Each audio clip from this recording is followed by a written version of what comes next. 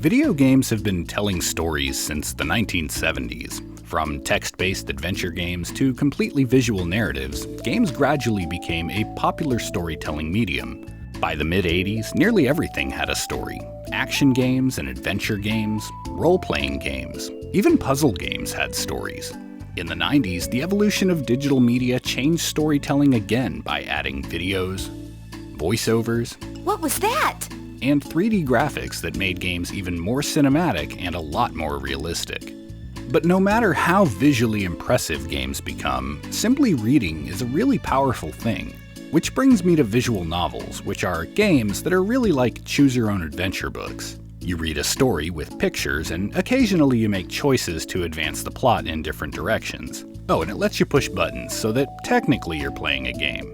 Now, visual novels have been around since 1982, and over the last decade, they've become surprisingly popular in America.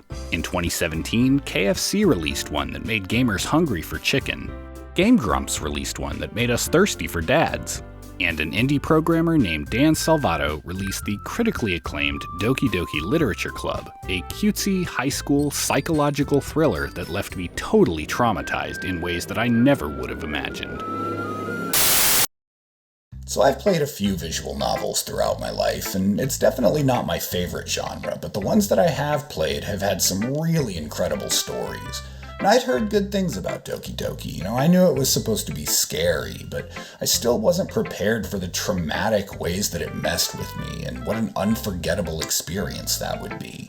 And as much as I really love it, it's not the kind of game I can just recommend to anyone, especially without getting into spoilers, which I never do. But I can give you a good idea of what you'd be getting into and help you decide if it's something that's safe for you to play. Let's take a look.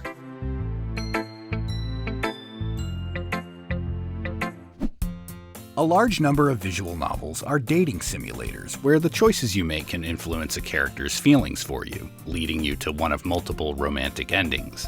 Doki Doki follows that familiar path through a genre-bending deconstruction of anime and visual novel tropes. You play the role of a high school student joining an after-school club full of cute anime waifus. You've got the lovable girl next door, the cranky Lolita type, the quiet book nerd, and the lovely and intelligent club president. The Literature Club spends their days not only reading books, but writing and sharing poetry to express themselves on a deeper level. Throughout the game, you spend quality time with each girl, learning about their lives and the struggles that they face. Their stories tackle important topics and mental health issues like depression, anxiety, and more. But they can be triggering, and Doki Doki does a good job at making things pretty uncomfortable at times. In fact, the game begins with a warning that it isn't suitable for children or those who are easily disturbed, which honestly is an understatement and was elaborated on in a later release. Like most visual novels, the gameplay is extremely minimal, mostly consisting of dialogue choices that alter the narrative in different directions. There's a minigame where you compose your own poetry by choosing topics from a list of randomized keywords, which serves as a way to decide which girl you'll spend the day with. The game has multiple endings and takes a couple of playthroughs to fully complete each side story, but you can always fast forward through the parts that you've already seen. There are some really clever ways required to progress certain parts of the story, but to say any more about it would delve into spoiler territory. So I'll just say that it really surprised me with how twisted the plot became. Seriously, it really messed with me. Graphically, the game has a standard visual novel presentation, with hand-drawn character portraits against painted 3D backgrounds. Each character has multiple poses and facial expressions, and they occasionally bounce and move around the screen to represent different actions. Some events play out with beautiful, full-screen artwork, usually during more intimate moments with the characters. The graphics are gorgeous, and the character designs are excellent representations of their archetypes. And the music, composed by the game's creator, is just fantastic, with bouncy acoustic beats and soft piano melodies that match the mood of every scene. It does get repetitive and will no doubt be stuck in your head, but it's enjoyable enough that I still listen to the soundtrack now and again. Reviews of the original free-to-play release were overwhelmingly positive, and the game was extremely well received by gamers. In 2021, they released a brand new retail version for both PC and consoles. It includes the original story and 6 new side stories. Each story focuses on more positive themes like trust, respect, and self-love. There's also higher resolution artwork, image galleries, a music player, and a new desktop interface that ties it all together. Thankfully, this version of the game starts with a very much needed, more descriptive trigger warning, and the option to turn on additional warnings in-game before things get too intense.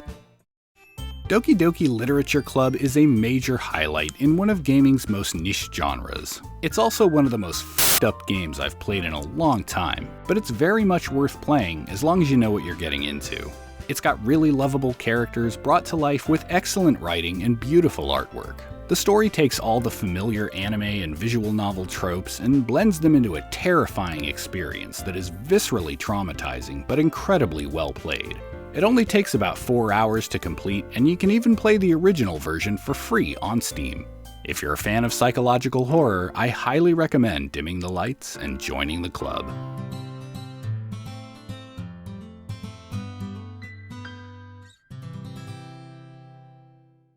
So yeah, Doki Doki is a game that left me shocked and disturbed, yet really impressed and totally wanting more. And hopefully this video can help you make an informed decision on whether or not it sounds like the right experience for you. And if you like this video, do the YouTube things like click the like button and the subscribe button, and maybe watch some of these other videos over here. Until next time, thank you for watching, stay positive, and have a wonderful rest of your day.